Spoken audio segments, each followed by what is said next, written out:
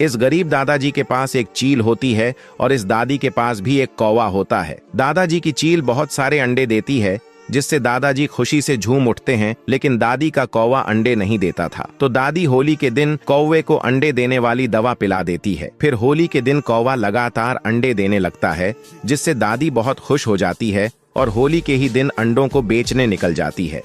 फिर दादी बहुत अमीर हो जाती है और खुद का घर खरीद लेती है, लेकिन दादाजी और चील रोने लगते हैं क्योंकि किसी ने होली के शुभ दिन भी लायक नहीं किया।